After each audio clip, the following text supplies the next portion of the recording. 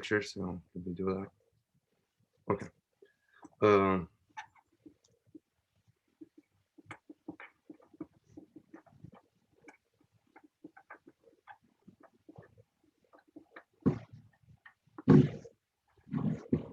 okay. Any other questions you guys have for me? I think it will be posted either on Piazza or Dropbox, but I will double check. And if I get anything that would be a little bit yeah, it's probably Dropbox, but if I get anything that would be confusing, I'll probably post something on Piazza just so to direct you or to clarify things out, like to clarify things. But I will contact Dr. Puyan when it comes to homework 3.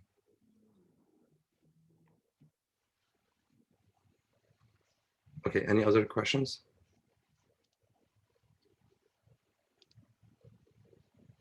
Okay, so just to revise, this midterm will be mainly about chapter 6 and 7 in Harris and Harris book. It will cover pretty much like MIPS micro architecture and in MIPS instruction set. It will mainly also focus on like the lectures that Dr. Puyan had posted. So throughout the homeworks, I think you should be so far familiar with how to write MIPS assembly code and how can you possibly convert a C code into assembly code. Just so we can have an abstract idea of what we are dealing with. If you get some machine, the machine would understand machine code, and the machine code would be zeros and ones. The easiest way for us is to have a human readable programming language that can be some sort of interchangeable or exchanged between humans and the machine. And the lowest we can get is assembly. There are other architectures like x86, MIPS assembly, etc.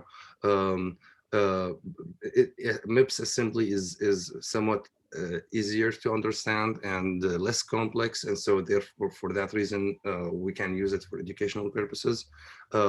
Now let's assume we have machine then, and on top of it there is assembly. The idea here is whenever it comes to high level language, which language is the closest to the machine? Well, intuitively, we think that it's assembly, but on top of it, there is C. And so any operating system, whenever you will learn, I think in 3.11, I taught 3.11 a couple of semesters. And so 3.11 operating, introduction to operating systems, you start to understand what would be, what does it mean to have an operating system? And the best so far we have in order, the best in terms of, I would say, operability and functionality and as well when it comes to educational purposes is Linux. And so because it's open source, and so when, for example, whenever you have a Linux machine, that Linux machine will be composed of Linux modules and or the kernel will be composed of modules. Those modules are written in C. And so if you are customizing the kernel, you have to recompile it and you have to deal with C code. That C code, that's the main idea here in that level of abstraction. That C code is binded to assembly. And so that assembly, then it gets to compile to instruction sets, and then it will be transformed into zeros and ones through registers and memories, and that's it. Recently, because of the advancement of machine learning and deep learning, we started using Python a lot, and there are plenty of reasons why scientists chose Python to work on it. But one of the beautiful things that I would like to mention is there are many functionalities that you wrap with Python, and so you can write something that talks to the operating system with Python, and that Python will be wrapped into C code, and that C code will be eventually translated into assembly, then machine code. And so in 2021, what's been going on is you're pretty much trying to talk human readable language, but also it's quite pretty understandable and interpretable to the machine.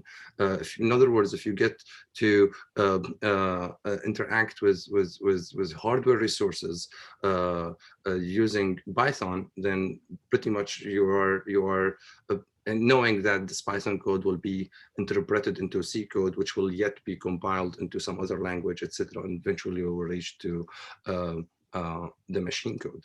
But it's just the idea. It's pretty neat to think about how easy nowadays we can actually operate on and use hardware resources. In my case, I'm doing my research in deep reinforcement learning, and so sometimes we really have to understand how many processes we're running and what kind of processes are we running. Are they CPU bounded? Are they single threaded, multi-threaded? Whether these are running on GPUs, how many GPUs I'm using, how many GPUs are controlled by how many CPUs, and all of these details. And so it gets to the point where scaling that problem is your responsibility as a software engineer or as a researcher, because you have plenty of resources, and not knowing how to like operate on them or utilize these resources might be a hassle at some point. And the beauty about computer architecture is, or the discourse is, it actually kind of slows down the pace in order to you just to understand what's meant to have a memory address and the register and the pointer and all of that. And to be honest with you, one of the reasons that nowadays we are kind of like struggling within the research community is whether Python would be scalable itself into next generation AI or the future applications that can possibly be integrated into our lives. And the reason behind that is simply because Python is binded to C, and C is binded to assembly. And why the scaling Python would be a problem?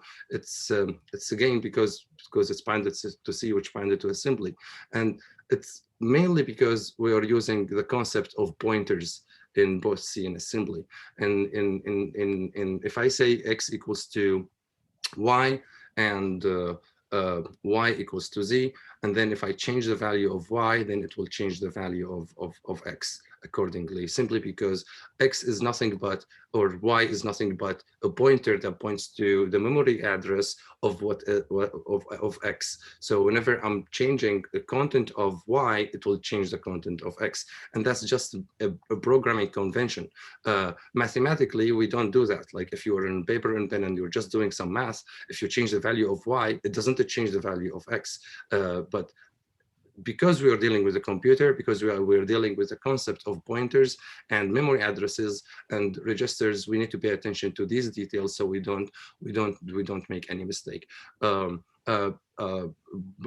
recently there had been discussion about these kind of issues and on whether can we scale Python or some other language, specifically Python, into something that kind of would be intuitive for any mathematician to just go ahead and start writing code without being overwhelmed about the programming uh, uh, I would say details or these technicalities that someone should pay attention to before before they run their code. And sometimes these mistakes, yet they are trivial, but they make crucial uh, errors and very critical mistakes into your code. Sometimes you may not be able to realize it at all because you don't run into a syntax error. You just have a semantic error, and you have to understand actually what is going on in your code, whether you're getting the desired output or not. And for that reason, having just thinking about when it comes to the future is like thinking about why Python may not scale. It's simply because it's bounded to C, and C is talks to assembly, and assembly talks to the machine code or talks to the hardware itself. And all of these languages use the concept of pointers. Swift, for example, doesn't. So for whoever who is interested in developing mobile apps and things like that, Swift is I would say it's easy to interact with, because whenever you say X equals to Y, it just immediately copies whatever is an X to another location, to another memory location, and specify that in Y to Y. So given that, it's quite important for us to know at least the basics of assembly and how we go through it. I'm not gonna dive through so many details in when it comes to chapter 6 and 7, but I would like to go through like one or two examples that I saw on the internet, and I would like to review quickly with you and see what kind of questions you guys might have. And also let me know if you have any questions. I'm going to share my screen. So I'm not quite sure. I think it will be hard for me to see if you guys are sending me a message. It will be great if I can hear your voice as well. Okay, so I shared my screen.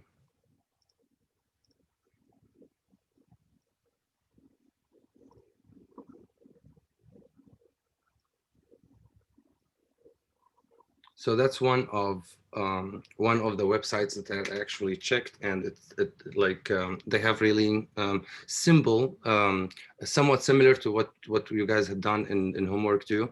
But it's also the idea of, can I write a for loop in assembly? Is it intuitive? Is it straightforward? Can I write an if statement in assembly? Can I write a nested if statement in assembly? And it's intuitive also for us to think about, the higher you go with the language, the easier you can write code. Like in Python, despite whether it's a human because it's a very human interpretable, it's Python. Like anything that is Pythonic, it's pretty much like you're reading English. But it's not just because of that. Like in Python, you can write a nested loop in a comprehensive list. In other words, you can write a nested loop in literally one line of code. And whether it's interpretable to you as a human or not, that depends on your skill or your expert level in programming. But eventually, the higher we go with the language, the more you are not tied to exactly knowing what's going on in the memory and all of that. And it's simply, you have to pay attention to how you're shifting the memory and what kind of memory, like registers you're using. So as a recall, we know that in MIPS assembly that we have 32 registers, or what we call them general purpose registers, and they use the values of 32 bit addressing. So each register has 32 bits.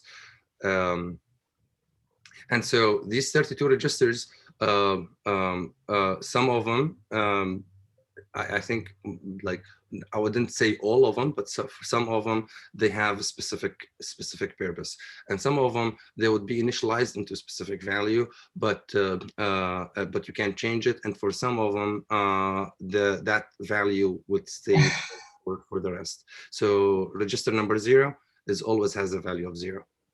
Yeah. Do you have questions? Okay.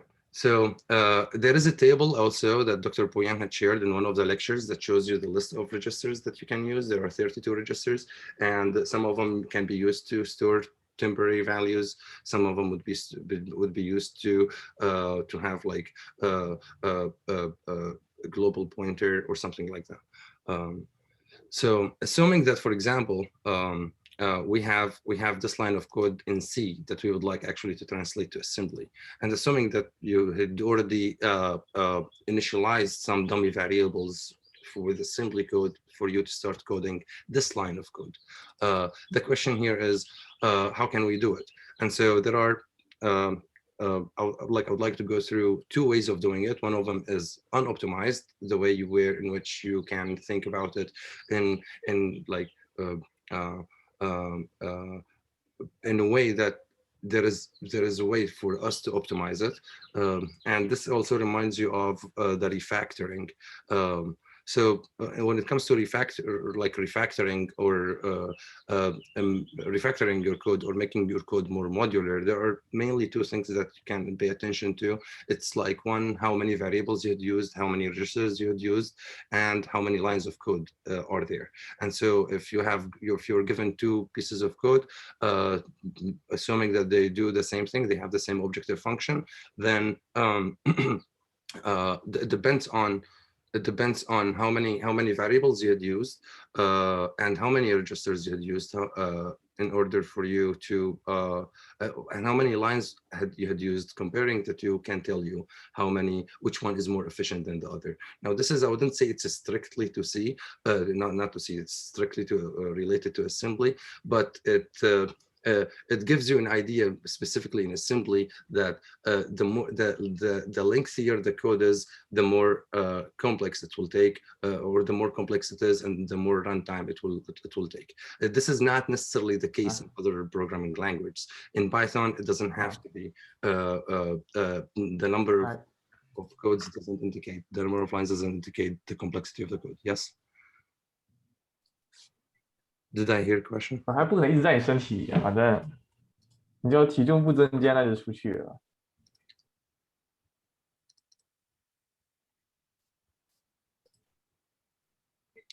Okay, so let's start with this line of code. So I equals to n by n plus n 3 multiplied by n. I'm not sure who is the person who's talking, so I cannot mute you. But if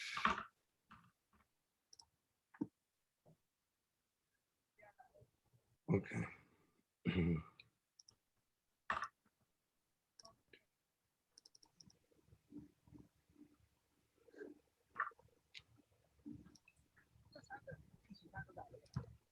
I think I need to stop sharing my screen so I can do this. Yeah.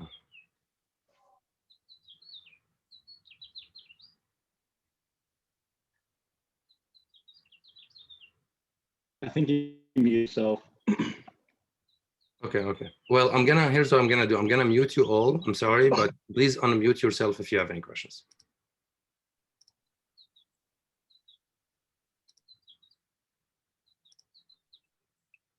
Okay, let's get back at it again.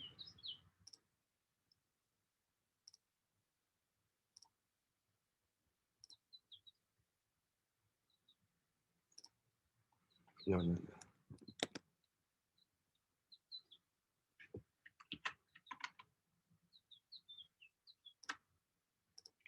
Okay. So given this line of code, this is a C code apparently, and how I'm supposed to translate this to assembly. Let's start with the one that kind of most intuitive, or let's say unoptimized. First, load n into T0 register. And you're given from the global pointer with an offset of 4. And so the offset, it's just something I want you to pay attention to, is the offset is always of a multiple of 4. So why? Because you're reading word-wise addressing, and so you can move also just only in multiple of 4s.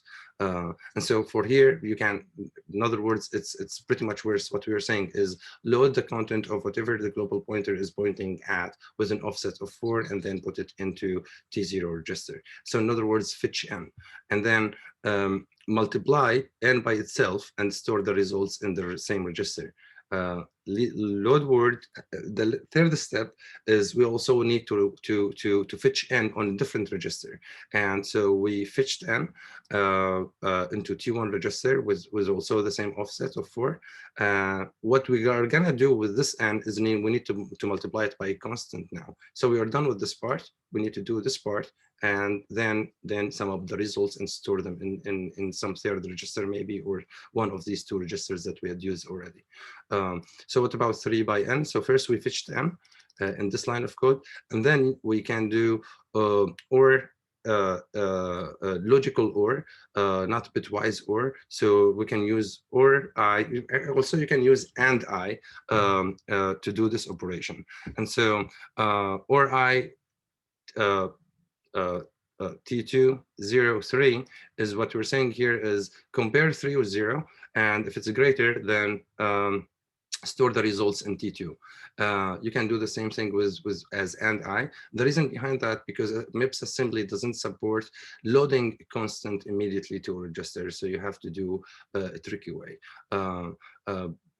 We can in the optimized version, I would show you that if you just don't need to just load the register, if you not load the constant, but you need to load the constant and immediately operate on it, then you can actually optimize that area. So here we just loaded that constant. And then what we need actually is to multiply that constant by n. So we get that term of the equation. So multiply whatever is in T1, which is n, and T2, which is 3, and store them in T1. And so now what we have two values stored in two different registers, T0 and T1. T0 holds n by n, and T1 holds 3 by n. And the only thing left for us is to add. So add the content of T0 and the content of T1 and store them in T2. And that's pretty much the overall results. What's left is we need to store the result or write that whatever we have as a result. So store that into the global pointer and store whatever you have in T2 into the global pointer with an offset of 0. So this is very straightforward, very simple, assembly code that does something I'm assuming that we are very familiar with. So far, do we have any questions? So for like load word and store word, is that like the second argument? Is that always basically like dereferencing it? In the store word? Yeah, like that second argument where like you do the offset and then you call it on whatever register that, like, are you dereferencing that register because it's holding an address and you're trying to get what's stored in there? It's technically yes. Yeah, here what we were saying is I want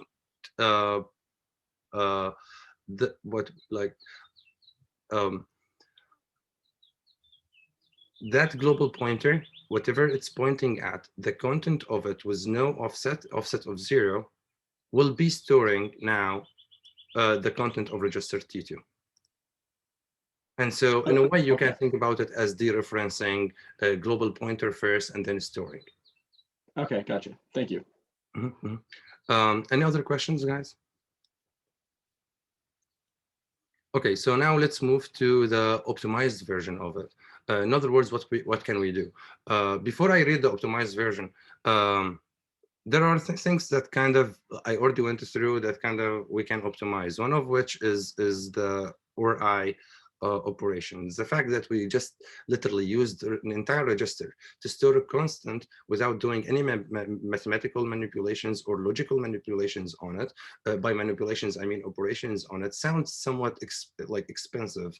And again, what I mean by expensive is you use the register and you used a line of code, and then assembly that also considered as a complexity of your code. So the lengthier it is, the more registers you use and the more memory addresses you use will be considered part of the complexity of your code. And add to it how much time or runtime it will take. So the more registers you use, the more runtime it will take.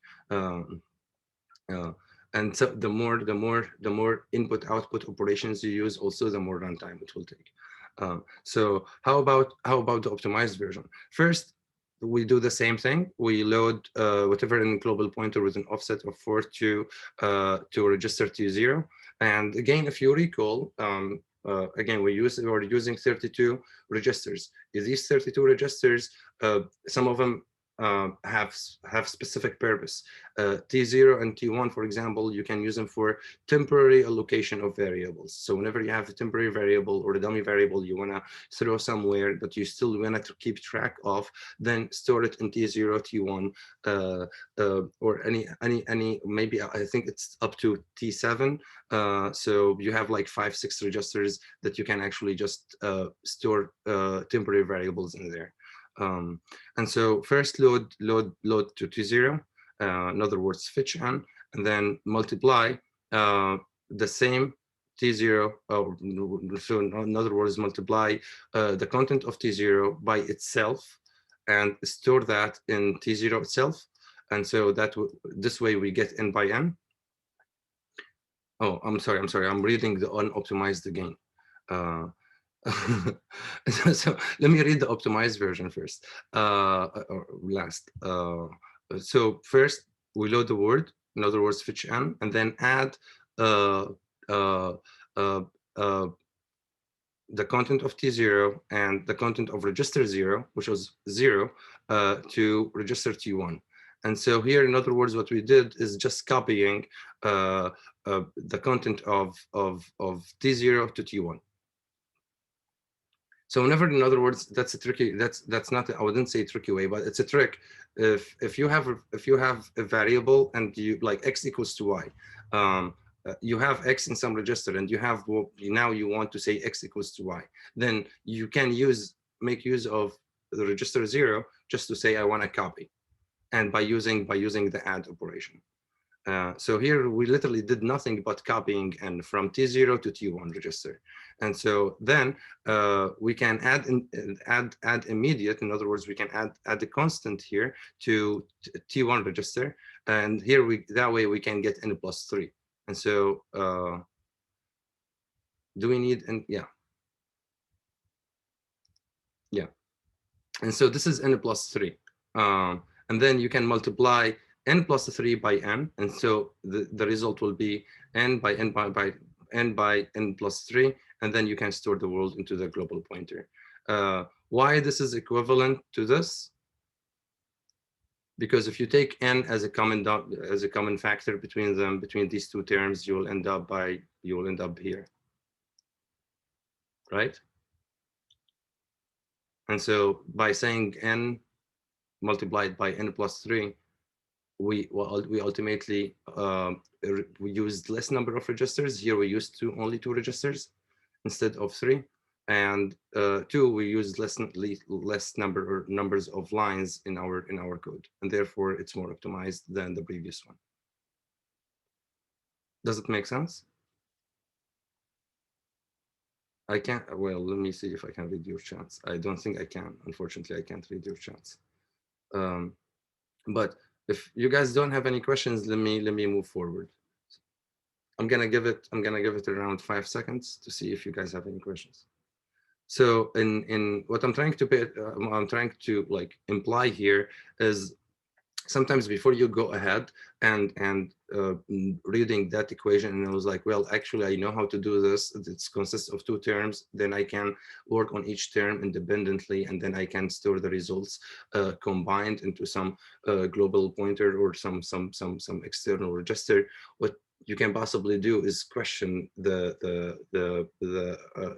C line or the code you're working on itself by saying, is there a better way for optimizing this? And sometimes even when, for example, when you're making this kind of summarization, it doesn't necessarily mean that programmably wise you're using less number of instructions. So it depends on your intuition and just like taking a step back and maybe picturing or imagining the scenario to see how many registers you might possibly use. It may not be intuitive just by thinking about it on how many lines your code would run or how many instructions you would use, but it will give you a sense on why this like reformatting the equation this way is beneficial for us, better than just simply using it as in similar to the what's written in the C line or the C code. Now let's move into array expression and interstatement optimization. So in case, let's say we have this C code. And actually, remind me, guys, whenever I stop sharing my screen to share this resource with you, there are like other I would say examples that if you're interested in, you can go ahead and scan. Oh, actually, I can see chats. Okay, thank you, John, for sharing it. I think once you type on Google like MIPS assembly examples or something like that, the washington.edu webpage will show up, I think, as at first or second or something like that. So let's start with this C code. What this C code is saying that if I'm given array A and for each index of A, I want the median of given that I, like index I want the median of it, then +1, and then shift the one that comes after my index or well, not shift, but reduce I plus 1 by 1 by minus 1. So in other words, what we really need to do here is trying in assembly is trying to figure out how can I get into the index AI divided by 2. More intuitively, more specifically, is if I get somehow I, how can I get I divided by 2, and then how can I move that as an offset? Imagine why do I need it as an offset? Because I'm using this as an index into an array. And so in other words, it needs to be multiples of 4. So I need to make sure that it's an offset, therefore, so I don't have a memory error or whenever I'm gonna use it. So make sure that it's an offset, it's a multiple of 4s, so you can actually know how to move to read the word byte by byte. Okay, so let's start with the unoptimized version. If I'm gonna do the very first line of it, then first let's load a word again from the global pointer with an offset of 0 and put it in register T0. And so far we fetched I. And again, what the global pointer is, it's imagine you have a C code and you have global variables. And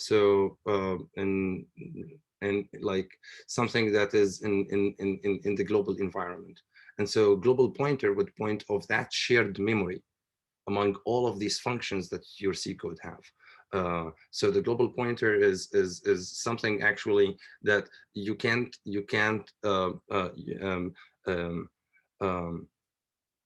like you can't confuse any other thing with. So anything that is shared across functions, anything that has shared memory, the global pointer will point at that chunk of memory.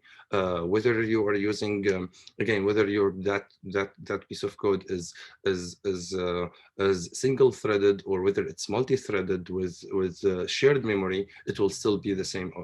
So if it's multi-threaded and they have shared memory, that shared memory also will be responsible. The global pointer will be responsible of moving between memory addresses in order to get a particular variable for you to access and like interact with as I/O operations.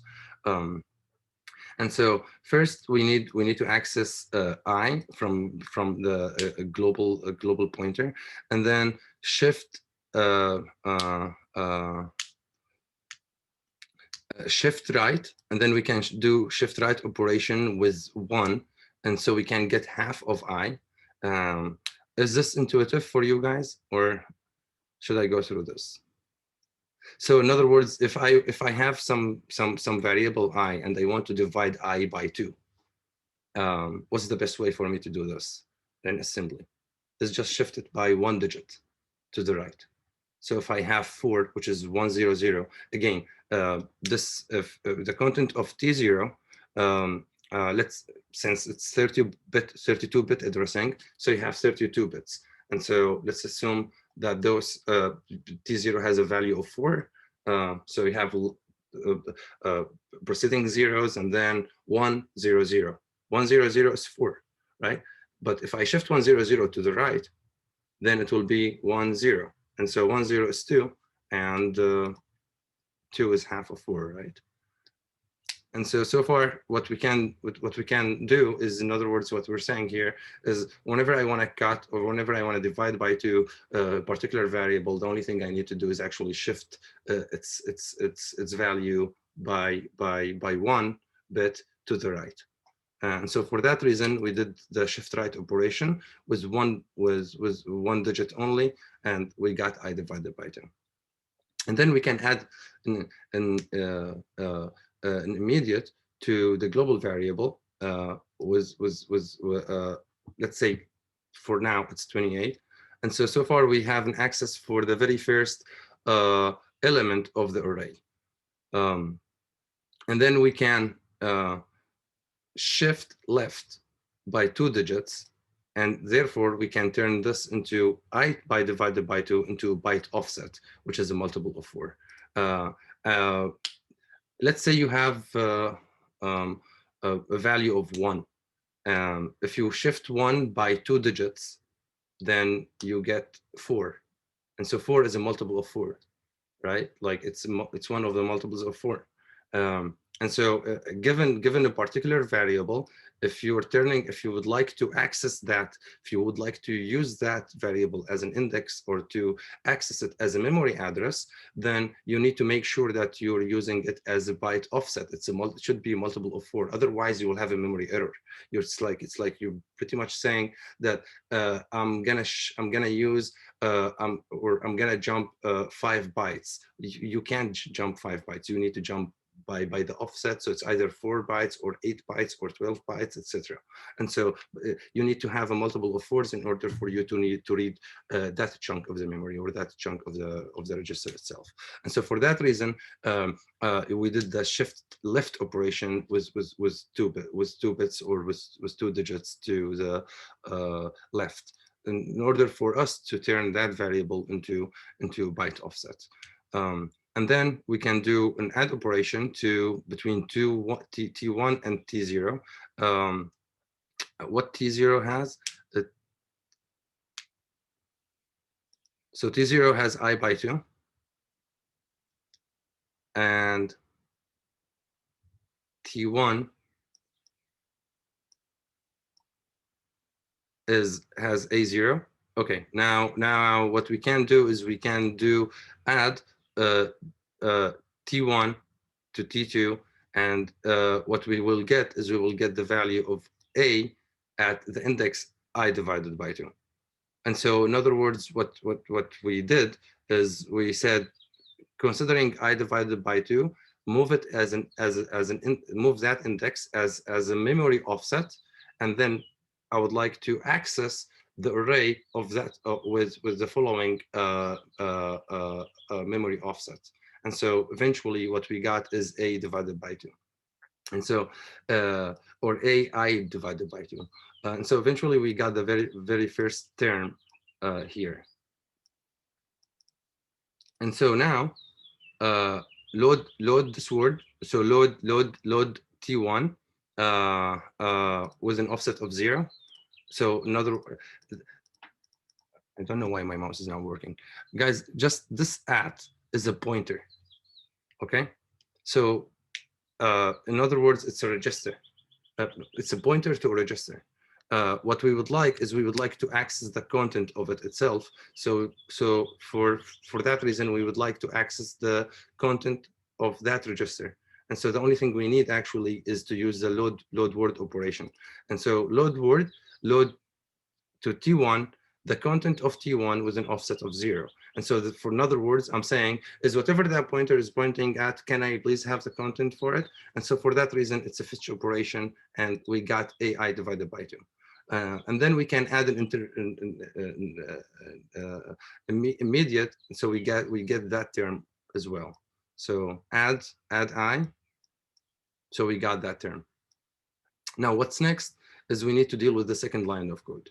So again, load word, start again, fetch I. Now I need to add a +1 to it, move it into an offset, byte offset, access A, go to that location, and then store words, and that's it. Or store that word, and that's it. And so let's go through this really quick. Load word, grab I from the global pointer, and then shift it immediately. So shift it 2 digits to the left, so I can turn it into a byte offset. So, and then add immediate to the global pointer, which is 28. So here we got A0, and again this is at A0. So I have a register pointing at the very first location of the array that I would like to access. So it's just a chunk of memory, and there is that pointer that's pointed at the very first location of it, or the very first element, I mean. And then add. So here we got A0. What I would like to do is to access AI. I think I made a mistake, guys. Hold on.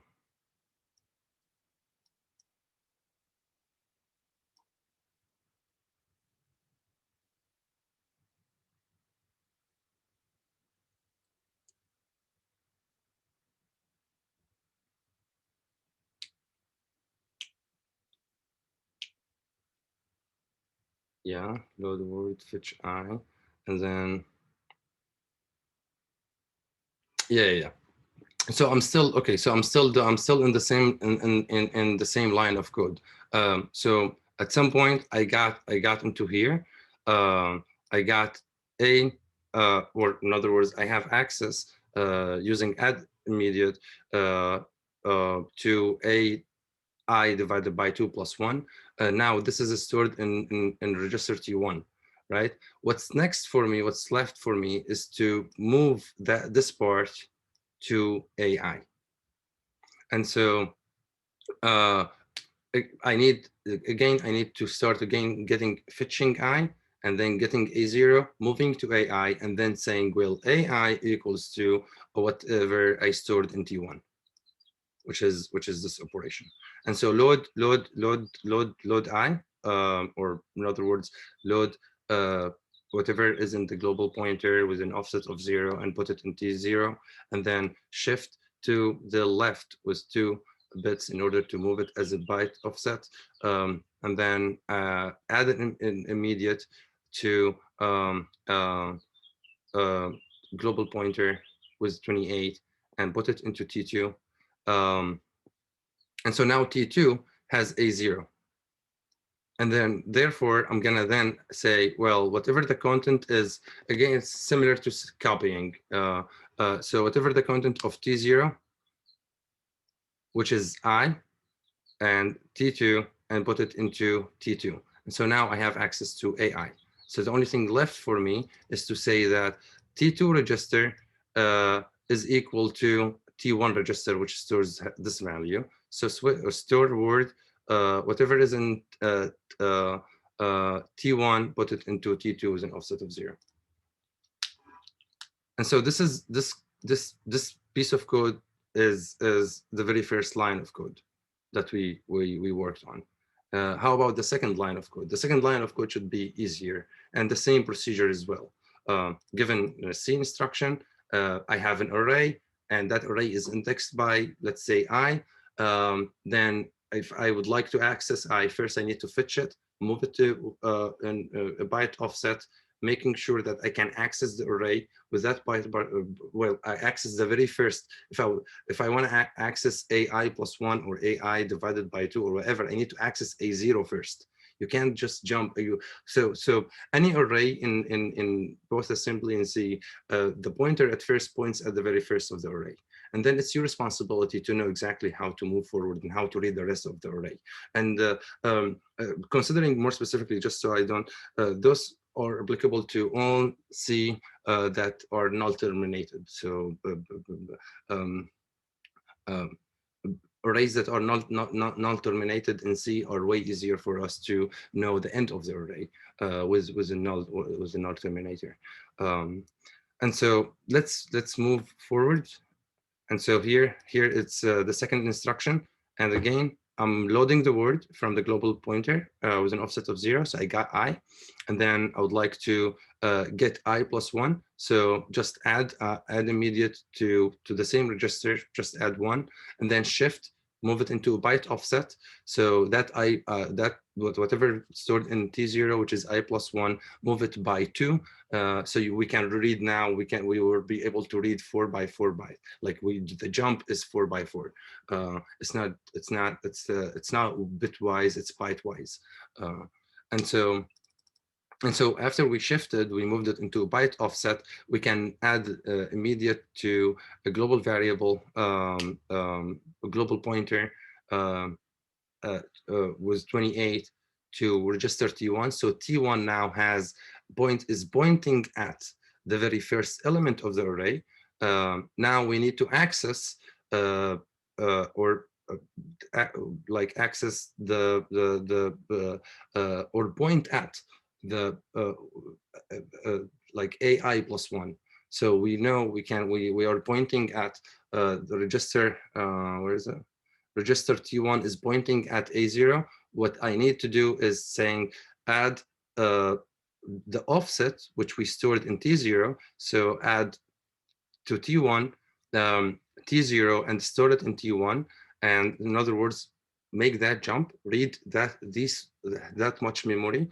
And if I do read that much memory, then I got to this line of code saying that I have register T1 that is pointing at an array of indexed as I plus 1.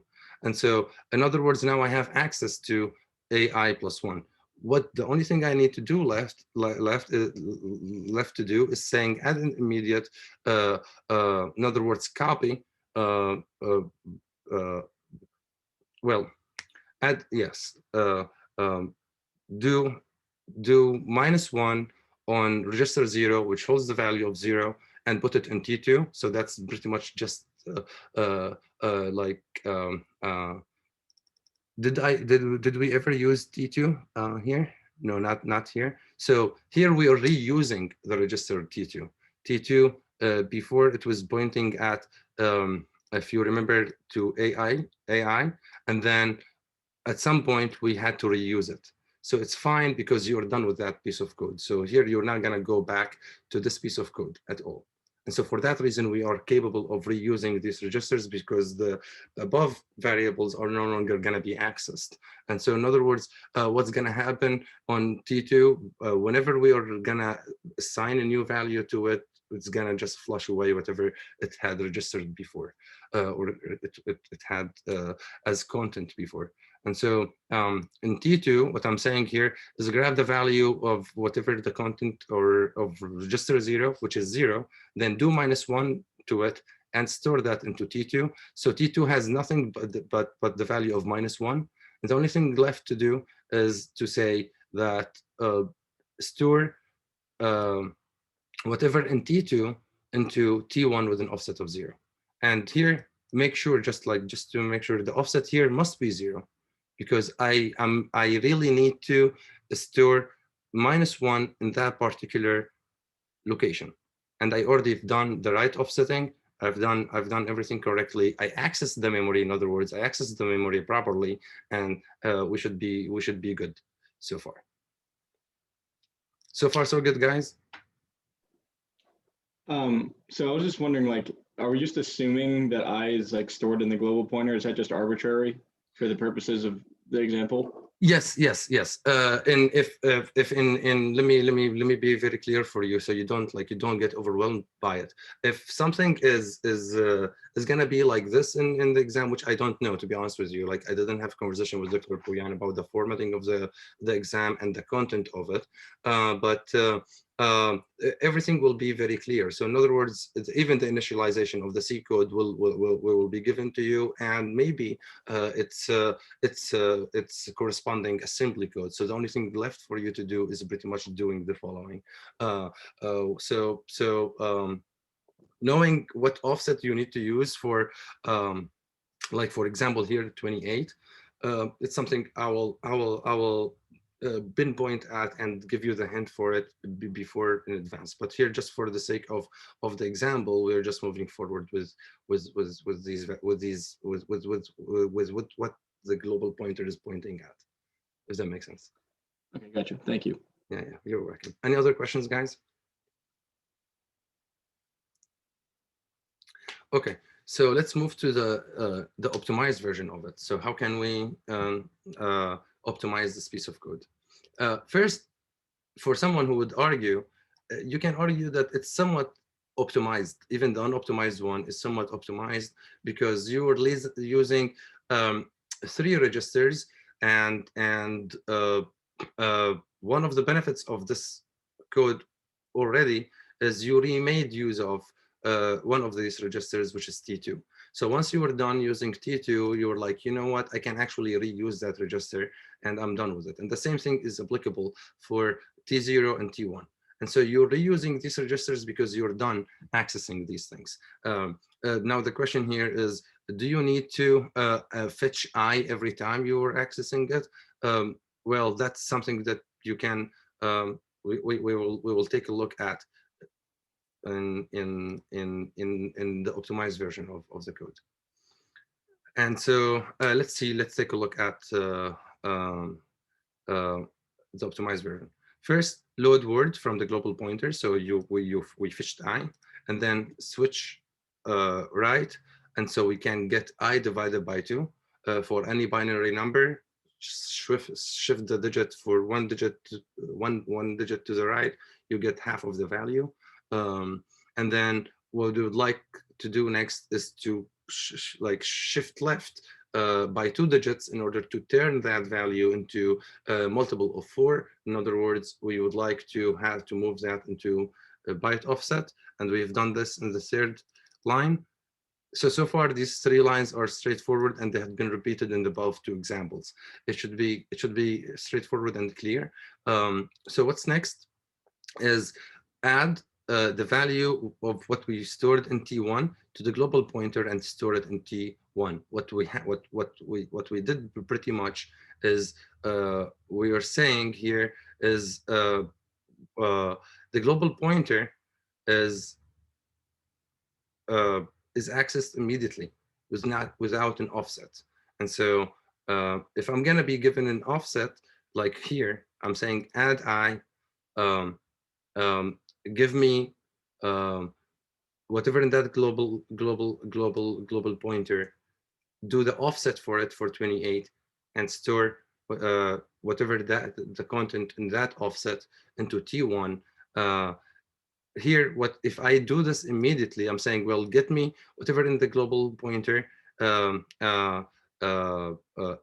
add the contents of the 2 of them and put it in T1. What I will have is a pointer that points at the given this array, it will point at the median of the array, but with an offset that is negative, that's minus 28. So because I didn't do the offset at first, and so here what I will end up having is I will have a pointer that points at this array, which is ai divided by 2 minus 28. And so in other words, whenever you're accessing the global pointer, you need to know how much offset you're doing, so you can get exactly to the array. If you haven't done that, so don't forget, like in the optimized version, they didn't access the global pointer and by doing add immediate, and so they took the offset beforehand. They did it immediately, but they kept track of the fact that whenever they had done so, there is still a minus 28 offset. So they're not exactly, we're not pointing right now. This pointer T1 is not pointing at exactly AI divided by 2. Instead, it's pointing at AI divided by 2 minus 28. And so next we load word. Here we can, that's the trick, is load whatever is in T1 with an offset of 28, put it in T1. And so now I know exactly that what I got is AI divided by 2, exactly. And so so now I got AI divided by 2. What I need to do next is add 1 to it and store it into AI. And so add immediate. So here we added +1. And so the only thing left is we need to store it into AI. Again, so we added +1. Then what about T2? Sorry, T0.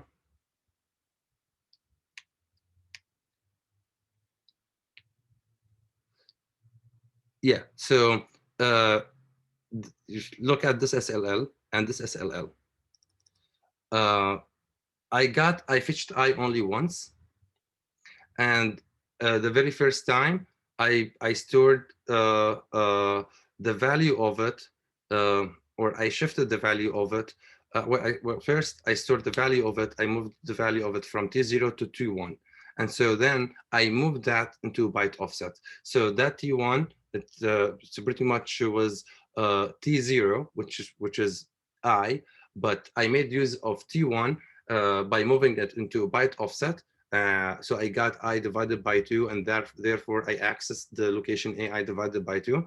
And so now I need to access AI itself, so I can store the value of whatever I had before into AI. And so I will have to do the same thing, but instead of fetching I again, like what we had done before, like here, in other words, you can Load.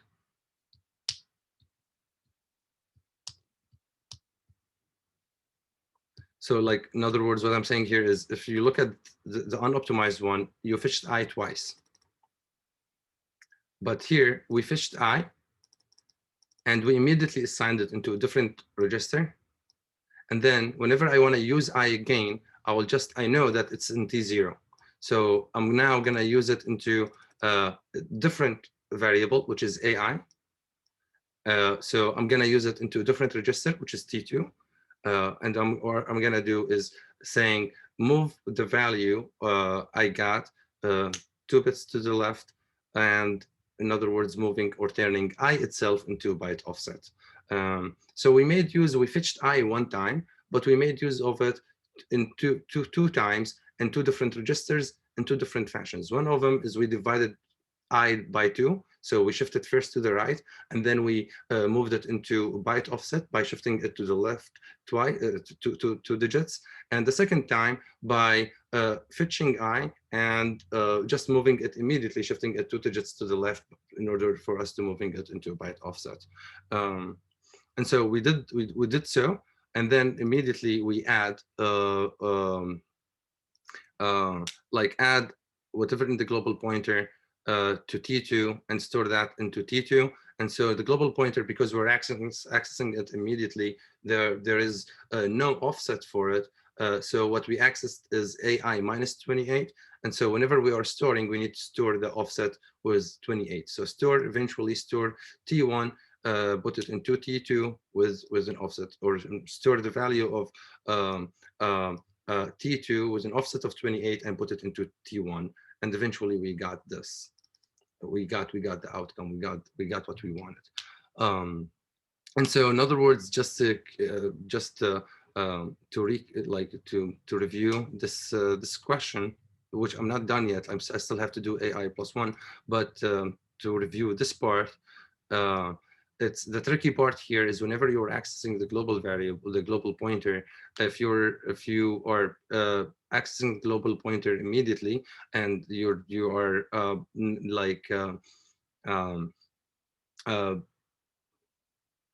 let's say you're pointing with no offset, you're using it with no offset, then you need to know exactly that you're not accessing the exact same location, memory location of the array that you're looking for, but it's shifted with an offset that is minus, like this is the minus some minus 28, minus some offset that's been there through or by the global pointer. So the only thing for you to know is are 2 pieces that are tied together. Is one, can you guys hear me? Hello? Did I lose connection? Yeah, we can hear you. Yes, we can hear you. Okay, thank you, because I thought I lost connection. Sometimes it happens and it's really disturbing. Like I feel like I talked by myself for like straight up 5 minutes. So I'm glad that I got some signal. And so whenever you are accessing that global pointer, now knowing that you are not pointing at the array immediately, but it's shifted by an offset due to the global pointer. And so whenever you want to store things to that register, just make sure that you have the right offset, which is some sort of multiples of 4, and that's all. And so how about AI plus 1 equals to minus 1? It's instead of all of these lines of code, you can do it in literally just 2 lines of code, saying we'll add immediate to T1 because I already made use of T1. And let me recall where is T1 had been used. Oh, never mind. I'm reusing T1.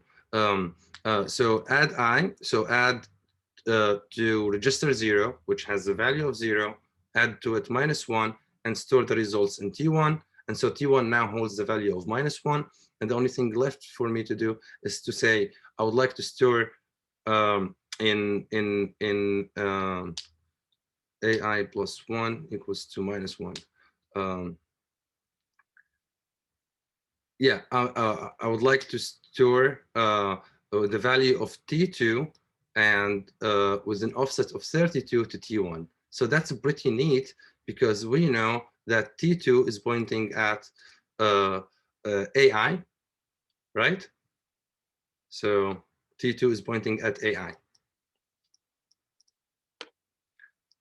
right? And so T2 with an offset of 32, you're pretty much reading the next word or the next value, the next 32 bits. So in other words, you're using you are accessing this plus one. So if I is some sort of is an offset, is a byte offset, assuming that it's already byte offset, so it's already multiple of 4, and then you want to access the next index, then just offset it by 32. Now let me take a look. I'm not quite sure, but let me take a look at T2, exactly where we had been using it before. So I just to make sure that we are confident with our answer. It says here, add whatever in the global pointer to T2 and store it in T2. And so we got AI minus 28.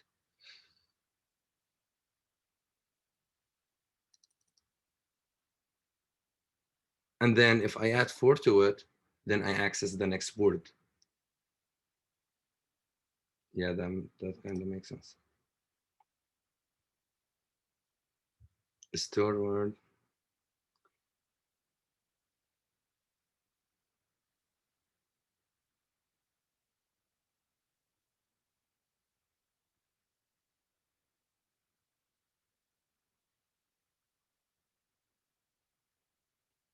Yeah. Let's take a look at this line. So this is T2 is eventually a pointer that's pointing at AI minus 28. But if I add 28, then I got into AI, which is exactly what we had done in the very next line. The only thing we did is we said store word into T1, but whatever in register 2 with an offset of 28. What if I add 32? What do you think is going to happen? So if I say here AI, like instead of saying 28, I said 32.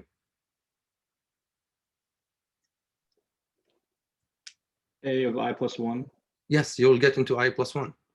Yeah, because that 4 byte is a jump. And so the only thing left for us in here, that's why we use 32, because T2 is pointing at AI minus 28. So if I want to access the, I know how to access AI by just adding 28 or offsetting to like making an offset of 28. But if I want to access to the next word or the next byte, in other words, I need to add 4 bytes, and so that's 32. 4 bits, and that's 32. And furthermore, that would be like the 7th item in the array, right? Because which item? So would it be like, could you just like if the word size is 4 bytes, then that would be like the 7th item in the array as well. Because you know what I'm saying, like 7 times 4, would it be that sort of thing? Could you like contrive that?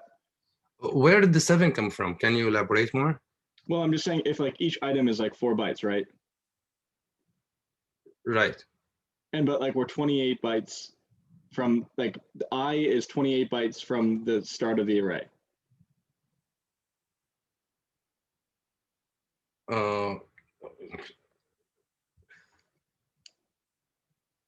Like just like if you were to go to higher level C code, because if we go 4, 4, 4, 4, if you do that 7 times, you'll be at 28. That's what I'm saying. Like, oh yeah. Right. Okay. Yeah. Okay. That's all I wanted to ask. Yeah. yeah. Okay. I didn't count how many 4s in the 28, but you're right. Yes. Right. Okay. I just wanted to make sure. That's all. That's all. Yeah. But yes, you're right. Though that also, yes, so far you're right. What I in sometimes in C, despite like, I mean, this is a standard that like you move like 4 byte by 4 byte, but the how you are accessing the pointers in C depends on what kind of compiler is C is using. So whether it's C11, it's C99, it depends on the compiler. Like here, one of the reasons that I kind of would like you just to go through these on your own today by like just reading how to write an if statement and all of that. It's actually I did we have yeah, we did have if statements in our homework. But there are different styles of writing C code, and this is the old C, in other words, what we call it a pre-C front, and it looks like shell code. It looks like the same. I would show you some of the shell codes. It looks like this. It looks like I have some bash code and something that is somewhat. Do I have an if statement here? I think I do have here. Like this if statement, it needs to be between closures. And everything needs to be very quite specified as if you're writing like you're writing a bash script. So this is the old style of C, by saying if I'm done with this, then end if. But later on, the post C front, they started using parentheses, and that was actually an easier way of writing C code.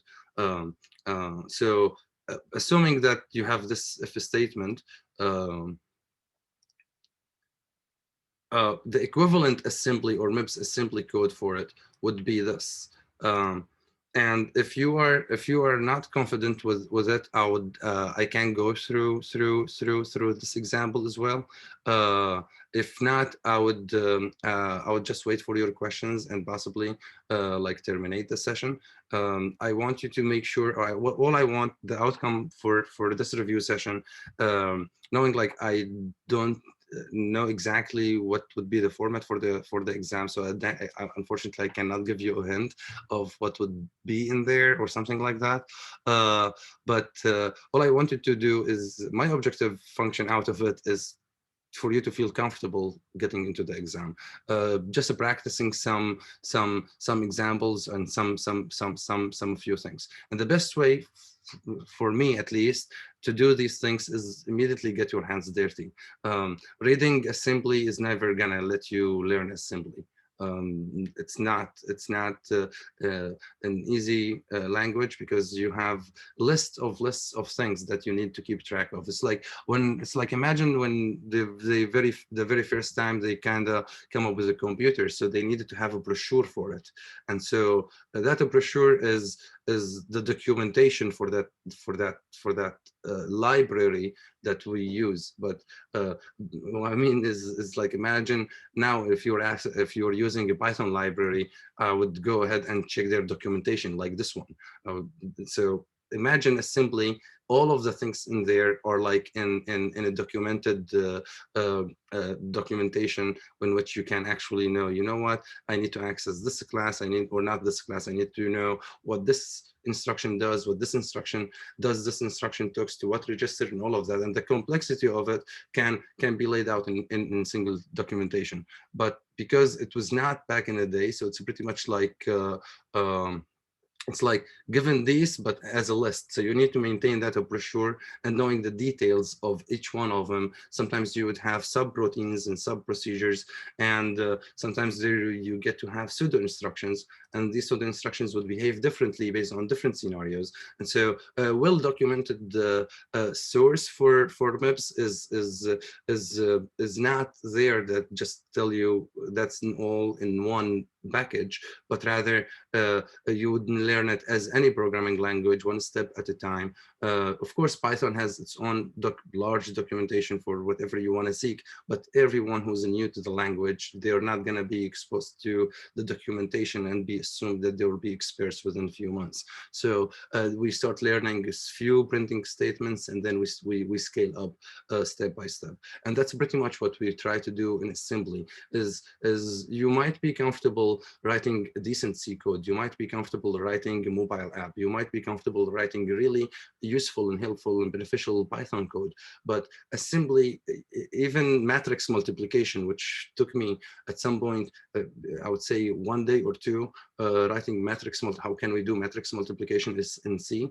I don't know if I can do it in assembly. I've never done it. Now I'm thinking about it. It would be a challenge, or it could be a challenge, especially if you have, like back in the day in my C code, I changed the dimensions of these matrices to be multiplied, and it took around 20 minutes. And so in single threaded the process. So that's why we need, for example, in matrix multiplication, and whenever we're encountering floating point operations, we need multiprocessing or multi-threading. Always keep in mind that whenever you're doing arithmetic operations, or whether these arithmetic operations are expensive or not. And so, if I go back to assembly, you guys also learned about multi-cycle and single cycle architectures. And the reason behind multi-cycle, because we cannot just wait for one operation to wait for the other one to execute. Can we run multiple things in parallel? And maybe one of them would need another. And so we might have an interrupt request. We might have maybe some sort of a lock or something that actually makes sure that there is a level of synchronization between these processes or sub-processes, so they can interact properly together. With no side effects. In 3.11, you will get introduced to locks and semaphores and shared memory and the inter-process communication, which is the most important, I would say, keyword for how can you do, how you can let two or more processes to talk to each other through either pipes or sockets or anything like that. But knowing these things, it's quite important to scale up, to know how can you manage your code, how can you make it more modular, takes less runtime, and maybe customize it in a way. In assembly, it's always the question here is how can you reformat or refactor your code in order to make it more efficient, and we already saw two examples on how can you make it more efficient.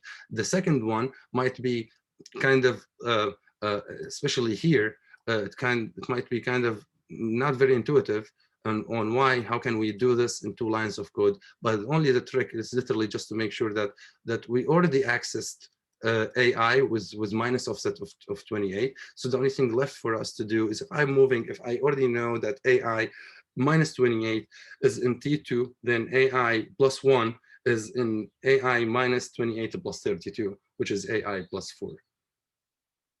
And this is AI plus 1. And so knowing these tricks actually can I would say dramatically make your code way more and more efficient. So assembly doesn't mean that it's a stupid language in which programmers have to delay or relay every instruction and everything they have in mind to the computer for the computer to understand. But there will also have our own tricks because that's how the computer was designed, or this is the design for it. So the only thing we need to follow is the conventions for MIPS assembly, or in other words, in the instruction set. But within itself, because the conventions can sometimes might overlap, there are tricky ways of doing things. And if you understand how can you access memory and how can you access registers and what's the benefit of having a pointer, then, and how can you move that point from one location into another, then this is pretty much assembly plus C combined. You already know assembly, you already know C, you can't code. The only thing left for you is more of exercising and getting your hands dirty, and that's about it. Okay, any questions for me, guys? What I would like you to do, like today, if you just give it an hour or even less, is to go through this very simple if statement and maybe a switch statement.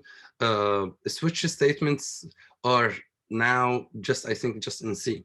That had been deprecated in Python. We no longer use a switch. And my advice to you is don't use a switch in C.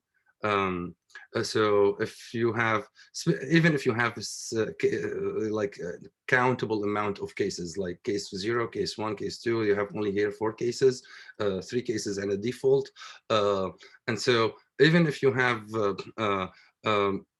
small cases, if it's better, if it's good for you to have if statements instead, then go ahead and do it. Don't use a switch, because sometimes there might be some problems with the structure of a switch itself, but that also depends on what kind of compiler that C is using, whether C99 and what version of it, what kind of GCC you're using.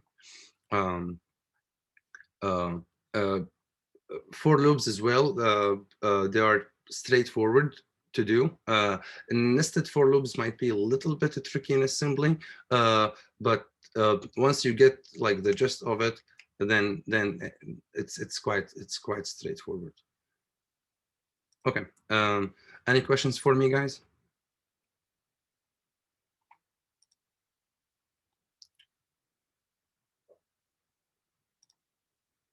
Okay.